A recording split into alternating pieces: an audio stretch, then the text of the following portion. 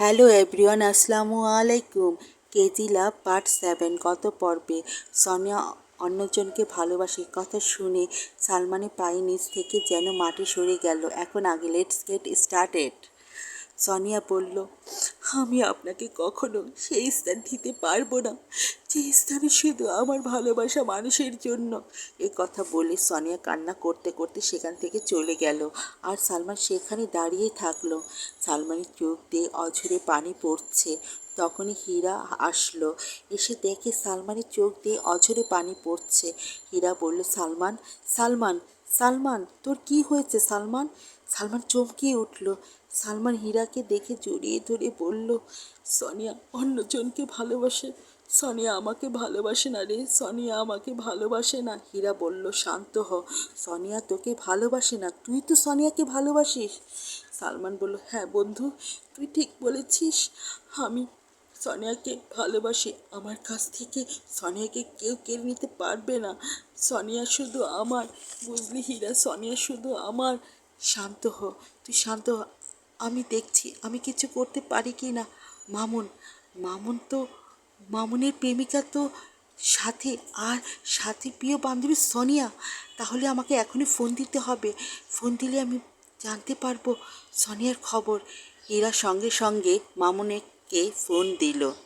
Hello Mamun, তুই আসতে পারবি?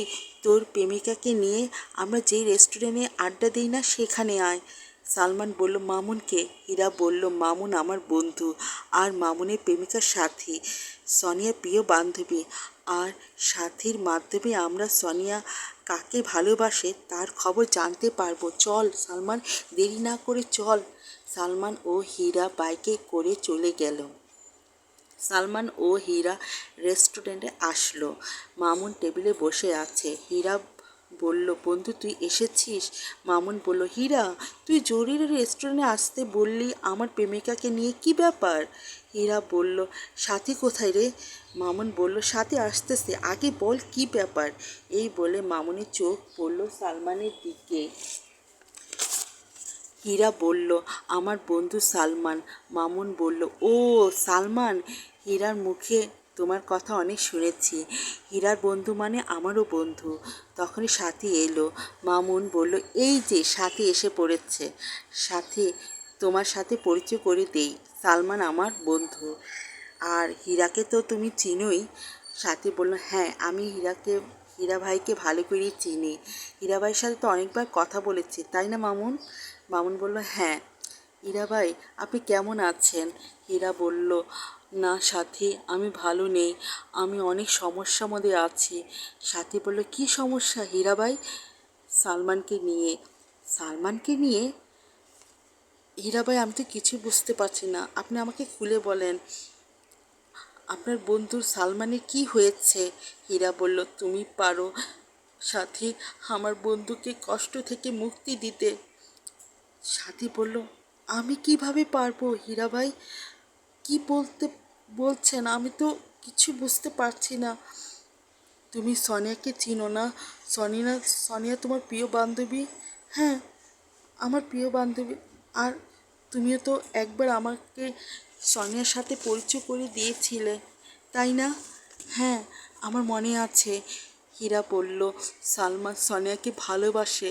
সাথী বলল, কি বললেন হীরা ভাই? সালমান সোনিয়াকে ভালোবাসে? কিন্তু সোনিয়া তো সাগরকে ভালোবাসে। সালমান বলল, সাগর? সাগরকে? সাথী বলল, সোনিয়া সাগরকে অনেক ভালোবাসে, আর সাগরও সোনিয়াকে অনেক ভালোবাসে, কিন্তু আমার বান্ধবীর কপাল এতই খারাপ যে ওর ভালোবাসা ওর জীবন থেকে অনেক দূরে চলে গেছে। সালমান বলল, কি বলছো সাথী, তুমি কি বলছো? আমি তো কিছু বুঝতে পারছি না, আমাকে সব কিছু খুলে বলো। সাথী বলল, সালমান ভাই, সাগর মারা গেছে। কি বললে সাথী? হ্যাঁ সালমান ভাই, সাগর মারা গেছে, কিন্তু আমার বান্ধবী সোনিয়া এখনো সাগরকে ভালোবাসে। ওর মনে পুরো জায়গায় শুধু সাগর আর সাগর। সালমান বলল, সাথী প্লিজ আমাকে সব কিছু খুলে বলো, প্লিজ সাথী আমাকে সব কিছু খুলে বলো।